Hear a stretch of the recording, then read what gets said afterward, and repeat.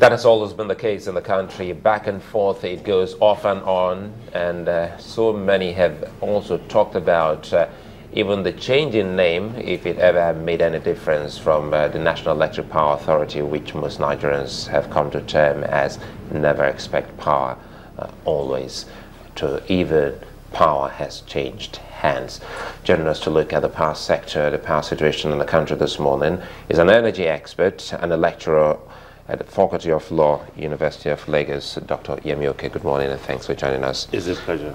We've always talked about this, and we thought by now we should have been able to see some tremendous improvement. Don't forget that the country, it would seem, hasn't never gotten beyond 5,000 megawatts, and every time we even tried getting past that, well, the equipment can't even sustain them. Definitely. What is happening with the probe? What are you getting from the probe and with the new discussion on the power situation in the country?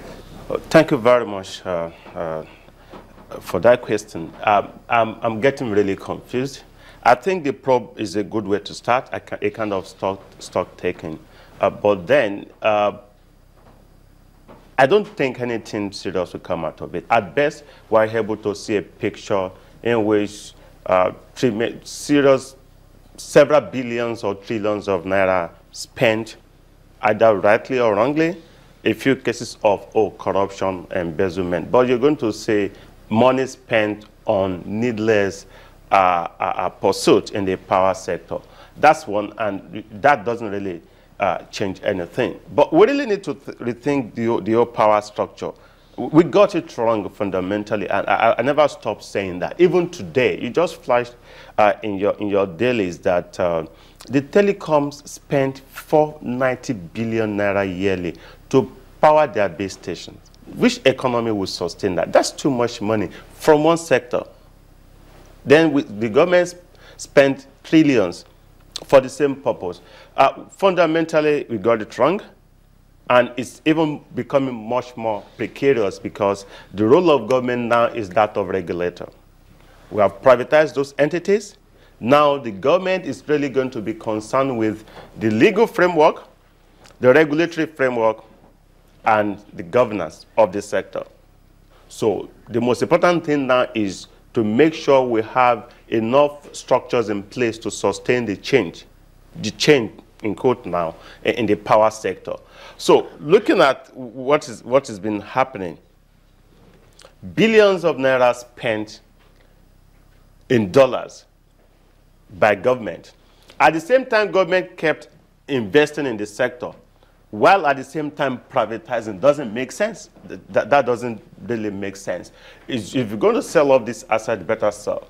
Then you, on the one hand, you are investing, then you are calling them to come buy. Fine. Some people will tell you that arithmetic is to jumpstart the sector, then yield it off to private investors. But who are the ones acquiring? You go back behind the scene. I'm not impressed with the picture because a lot of incompetent entities came, and a lot of Nigerian banks got unduly exposed. Some of them exceeding their single obligor limit to some of the entities that bought the power sector. So it's really even affecting the financial sector. Some will come, try to mop up funds there and there. What really happened was they got money for acquisition financing, just to buy the entities. Then to further invest, they don't have money to invest, the technology isn't there, and we're back to the same point. It's unfortunate we are where we are. We got it wrong fundamentally, where on the one hand, government says let's sell, and the entire grid structure is still federated. We can't go by way of federated grid structure and have power. That's not the way to go. We really need to restructure a whole lot of things. Well, you've already given your first impression of this probe, you know, what exactly you think that the probe will achieve, even though we do not know if, you know, what you've said is what the Senate has set out to do.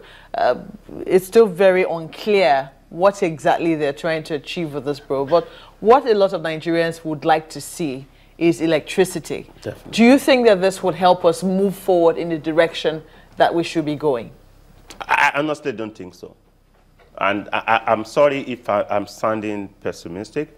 but not pessimistic. I'm just being realistic. Why do you say so? Why do you think so? Thank you very much.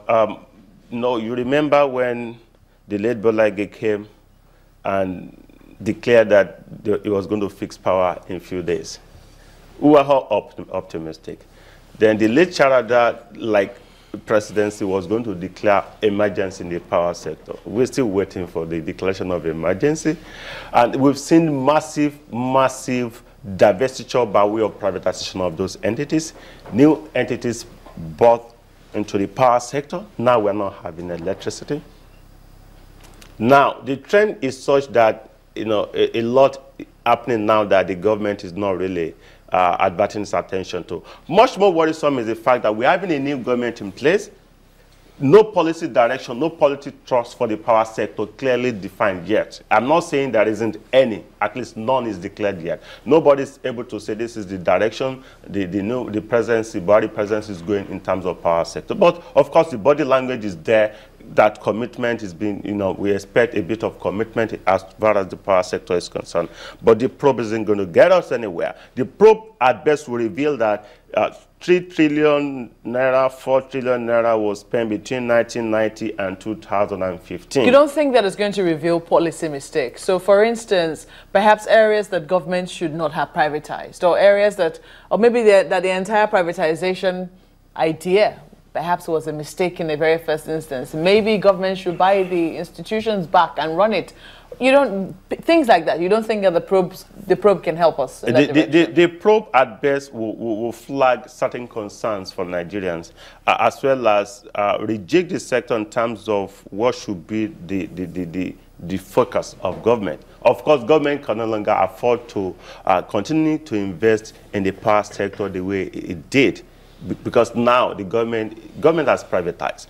You know, the Genco, the Discos are privatized. The only one that is not privatized is the TCN transmission company, and that is under a management concession to Manitoba Hydro. That's another issue.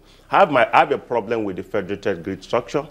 Definitely, I have a lot of problem with federated grid structure. We can't have a federated grid structure. We can have concession grid arrangement that allows all kinds of, because we need to go grabbing power wherever we get power from. Either we get it from the lake or from anywhere from the sun. But again, you know, before we get there, one other sore point you mentioned is something that we have to go into. We're talking about expertise, people who lack experience, the players that have come into the sector. Because if we don't get that right, whether we're talking about a grid structure or a federated structure, we won't be able to get it right. Definitely. Let's talk about the expertise now, the experts, the players. Just last week we were talking with one of those who started the power probe while he was there as a lawmaker under the Olumelu, and we realized that a whole lot was amiss in that sector. And just today on the front page, some other companies that were unregistered with no experience in the power sector got contract for these. See, that's one fundamental error we've all made. All of us are guilty. Of course, the political environment is such that it encourages mediocrity. Those who are grossly incompetent, due to political patronages, they get things they ought not to get. Even with the presence of the office of the due process office? So let me tell you the risk we're going to get into. One, by December this year, the current leadership at the NERC, Dr. Samamadi, is going to expire. So we're going to need another set of people at the aims of affairs. The only critical thing for government now is regulation. Regulation in the sense that government doesn't generate again, government doesn't distribute, it transmits through a private entity. So the only thing government could do is to bring about effective sector regulation and governance. So for you to have effective sector regulation and governance, you need to have strong, experienced regulators in there. When you talk of regulation is essentially legal and paralegal. Paralegal in the sense that you're going to look at the laws, the legal frameworks, and a whole lot of several regulations put in place in the sector, being managed or implemented by NERC. So when you're going to look into the issue of legal, regulatory, and policy framework of the sector. Now we're having a lot of problems. On the one hand, all these airway moments and the rest talk about the metering thing. We're still having that problem. On the one hand, we have a regulation that says, hey, local content in the power sector. But these discos, they are boycotting local manufacturers of the meters to buy meters elsewhere. They kept going by way of anticipatory consumption to shy away from appropriate metering. On the one hand, they are talking of increasing tariffs, where we should have really disaggregated tariff methodologies. If I have power, I pay more. If I don't have, I don't pay anything. We need to have disaggregated tariffs. It's not that, okay, this is how much you consume, and this is the rate. Off-peak, low-peak. If I'm getting constant power, during rainy season, I know because the hydros are functioning and the dams are not dried up. So if I need to jack up my tariffs, maybe because it's dry season and the plants are no longer there. So we can't have structured tariffs like that. That is the kind of mathematical stuff. No, we need to have concession disaggregated grid structure. The problem fundamentally is that of regulation. Now, NRC is not able to weigh a big stake against these GENCOs, who would rather buy these meters elsewhere, and they wait for 3, 4, 5 years. Why do you think they're not able to wield the beast? The point is the sector. I mean, give kudos to Dr. Amadi. He's doing a very good job. I say that anywhere. The man is stressed out. Is limited and incapacitated by a lot of forces. Some are known to us as sector experts. You see the kind of agreements Nigerians sign onto. We consult for some of these legal consultants, these law firms. When the investors, they put the agreements together, brief for agreement. The problem is that some of them are deploying their experience as commercial lawyers to write technical agreement for the power sector. They bring it to those of us who are called experts in electricity. We review at best because we are not the lead consultant. We tell you, hey, there's a problem here, and somebody's going to sign on to those kind of agreements. A whole lot of problem in the sector of quackery. I mean, he mentioned it. Because, one, nobody, strictly speaking, power sector is complex and technical. Its engineering is complex, its accounting is complex, its law and regulatory issues complex, a whole lot of issues.